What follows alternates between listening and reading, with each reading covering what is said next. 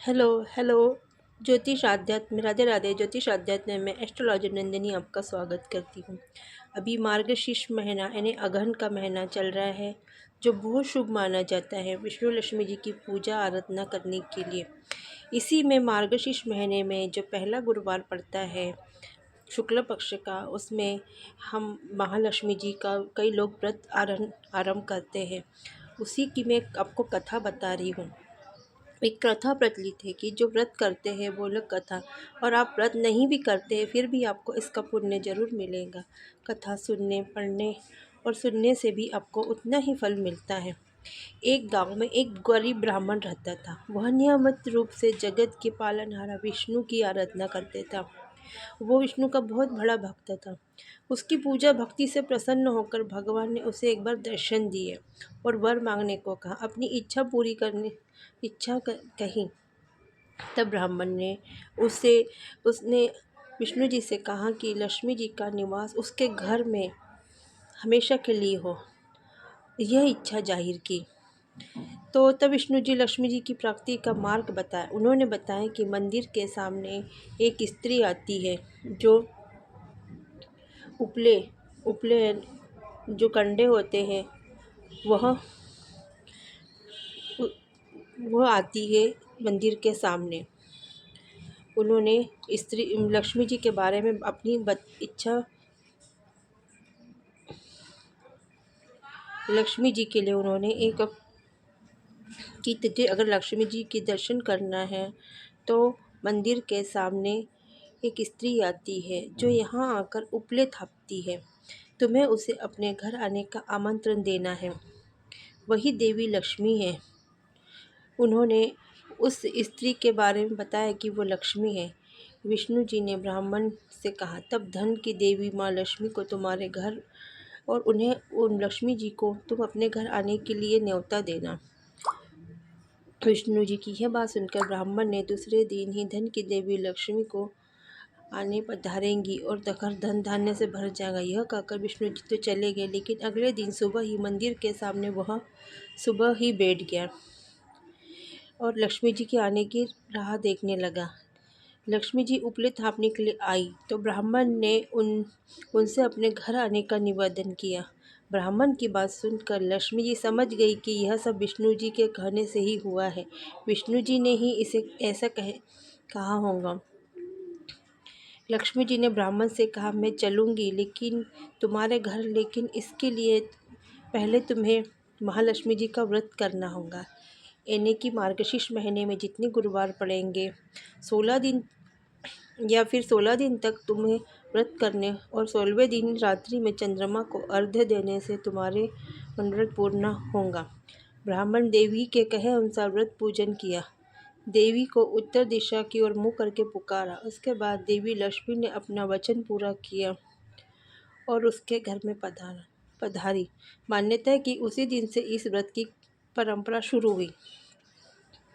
तो यह कथा आपको, अगर आप व्रत करते हैं तो यह कथा आपको ज़रूर कहनी है। लक्ष्मी जी आपके सारे मनोरथ पूर्ण करेंगी।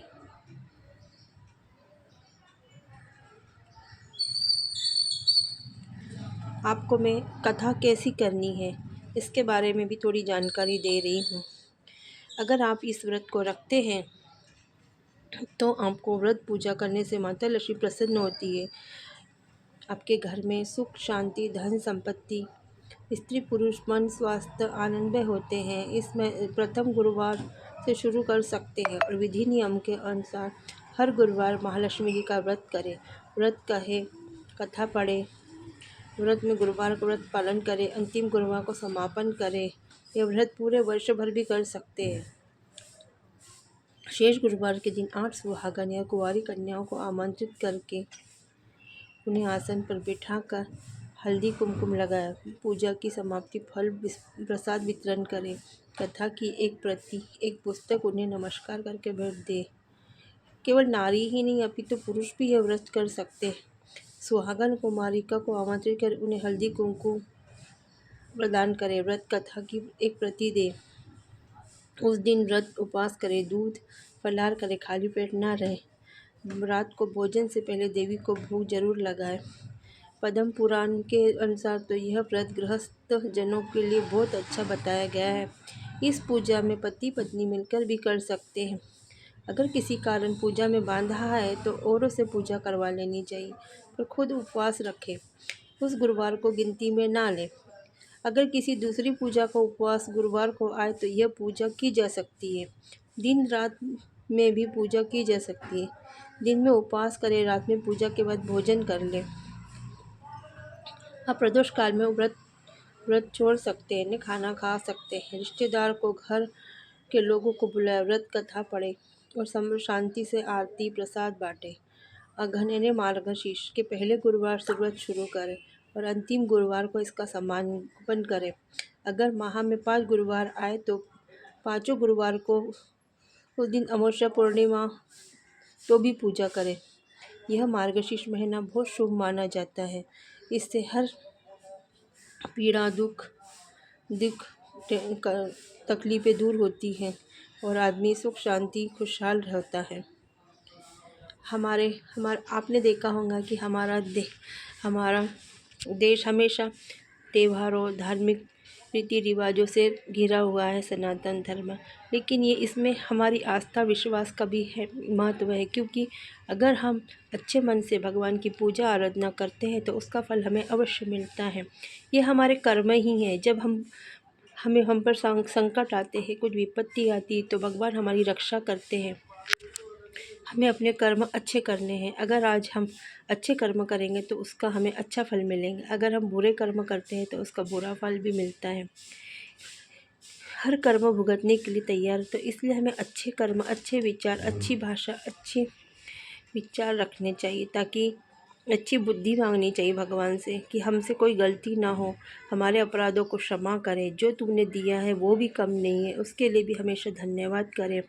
भगवान सबकी सुनते हैं और जो अच्छे विचारों होते हैं उनका तो हमेशा साथ देते हैं। हर विपदा संकट आने से पहले भगवान उसे बचाते हैं, वे अपने ऊपर ले लेते हैं।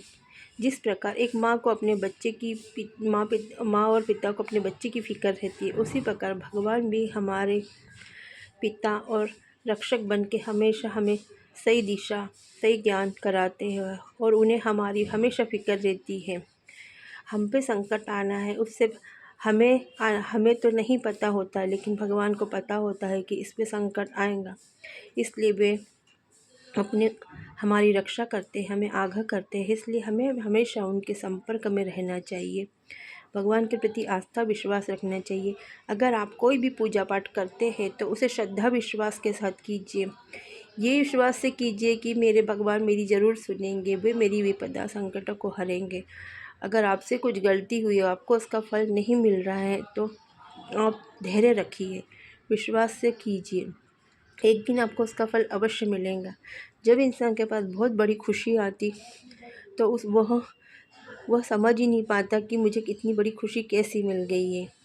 इसलिए हमें बोलते दिन की बूंद बूंद से घड़ा भरता है। इसीलिए हमारे छोटे छोटे कर्मों से ही हमें बड़ा फल मिलता है, हमारे जीवन में सुखी और खुशियाँ आती। हमें बस विश्वास नहीं छोड़ना है। आपको ज़रूर लगता है कि कई लोग हैं जो भगवान की पूजा नहीं करते, फिर भी उनका जीवन अच्छा चल रहा है, शायद उनके पिछले जन्म के कर्म हैं।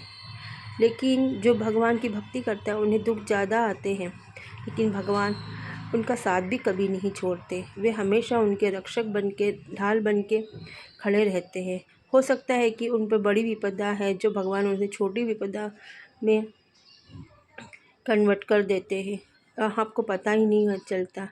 हमें बहुत से ऐसे संकेत भी भगवान देते हैं। कुछ अच्छा होना है तो उसके अच्छे संकेत भी हमें मिलते हैं, कुछ बुरा होना है उसकी भी हमें वो ज्ञान संकेत देते हैं, लेकिन हम उसको समझ ही नहीं पाते। इसलिए क्योंकि भगवान भी अपने भक्तों से वैसे ही खुश होता है। वो तो प्यार का भूखा है, उसे जात पात, अमीरी गरीबी से कोई भी मोह नहीं है। वे सिर्फ प्रेम जैसे कोई छोटा बच्चा प्रेम की भाषा समझता, उसी प्रकार भगवान भी हमारे प्रेम, आस्था, विश्वास में ही शामिल होते हैं। भक्तों पे तो भगवान इतने खुश हो जाते हैं कि वे अपना सब कुछ निछावर कर देते हैं। आपके ऐसे भक्ति के तो बहुत से उदाहरण मिलेंगे। हनुमान जी एक ऐसे ही उदाहरण हैं जो राम भक्त हैं। वो भगवान नहीं हैं लेकिन एक भक्त हैं लेकिन भक्त में इतनी शक्ति आ गई है कि राम भगवान ने उन्हें अपनी शक्तियाँ, और वे तो ये भी कहते कि जो मेरे भक्त की भक्ति करेगा मैं वैसे ही खुश हो जाऊंगा।